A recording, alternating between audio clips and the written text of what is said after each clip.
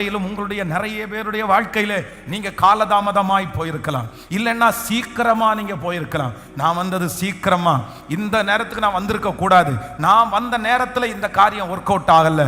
அதே போல நீங்க போன நேரத்துல இது வந்து ரொம்ப வித்தியாசமா போயிருச்சு அப்படின்னா, இதுக்கு மவுஸ் இல்லாம போயிருச்சு அப்படின்னா, ஒரு பிசினஸ்ல இருக்கிறவங்க, ஒரு வேலையில இருக்கிறவங்க எந்த டைமுக்கு போகணும்னா அந்த டைமிங்க்கு தான் உள்ள போகணும். என்ன பொருளா இருக்கட்டும், ஒரு டைம் பார்த்து அப்படின்னா ரொம்ப பீக்கா இருக்கும், ஒரு டைம் ரொம்ப பெரிய அளவில் இருக்கும். அந்த காரியத்தை குறித்து எல்லாம் பேசுவாங்க. இப்போ என்ன ட்ரெண்டிங்ல இருக்கு அப்படின்னு சொன்னா, இப்போ ஏஐ அப்படின்ற ஒரு சாஃப்ட்வேர் தான் ரொம்ப வந்து அப்டேட்டா இருக்குது.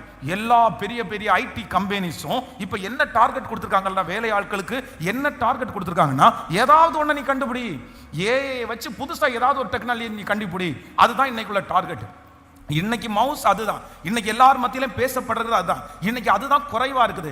ஆனா இன்னும் ஒரு 5 வருஷத்துல பாத்தீங்க அப்படின்னு சொன்னா, நிறைய பேர் என்ன ஆரம்பிச்சிருவாங்கன்னா, இந்த ஏஐ சாஃப்ட்வேர் விற்கிறவங்க நிறைய பேர் இருப்பாங்க. அதுக்கப்புறம் அதனுடைய வேல்யூ கொஞ்சம் குறைஞ்சிரும். அப்போ இந்த டைம் யார் ஒருத்தர் ரொம்ப பீக்கா வர்றாங்களோ அவங்க நிறைய சம்பாதிப்பாங்க. அப்போ அந்த சரியான நேரத்திற்கு சரியான ஃபீல்டுக்குள்ள போறது அப்படின்றது சிலருக்கு நடக்கவே நடக்காது. சிலர் பாருங்க, எப்ப ஒண்ணு சீக்கிரமா போயிடுவாங்க, அதை கொண்டு போய் புரிய வைக்கிறது என்ன ஆயிரும் சொல்லுங்களேன், புரிய வைக்கிறதுக்குள்ள மண்டையே வெடிச்சிடும். ஒருத்தர் அப்படி அந்த மாப் பிசினஸ் பண்றாரு. மாப் பிசினஸ் வந்து நான் எப்போ சொல்றேன் அப்படின்னு சொன்னா, கிட்டத்தட்ட 2000ல 20 வருஷத்துக்கு முன்னாடி அவருக்கு வந்து இந்த மாப் பிசினஸ்ல பெரிய பெரிய ஐடியா இருந்துச்சு. அவர் எனக்கு வித்தியாசமா இருந்து, ஏன்பா அன்னைக்கெல்லாம் 20 வருஷத்துக்கு முன்னாடி நான் பார்த்த வரைக்கும் எல்லாருமே எங்க தான் துடைப்பாங்கன்னா கையில தான் துடைச்சிட்டு இருப்பாங்க. இந்த மாப் அப்படி இருந்தாலும் ஏதோ ஒரு பணக்கார வீட்டில் அந்த மாப் மட்டும்தான் இருக்குமே தவிர மிஷின்ல பண்றதோ இல்லைன்னா அதுவே வேலை செய்யறதோ இதெல்லாம் இருக்காது. ஆனா அன்னைக்கே அவருக்கு அந்த மாதிரி ஐடியா இருந்துச்சு. ஆனா எந்த வீட்டில் போய் மாப் கேட்டாலும், எங்களுக்கு இருக்குங்க துணி, எங்களுக்கு பழைய பெட்ஷீட் இருக்குங்க அப்படின்றது மாதிரியே விடுவாங்க. அவர் எப்போ போயிட்டாருன்னா சீக்கிரமா போயிட்டாரு. ஒன்று.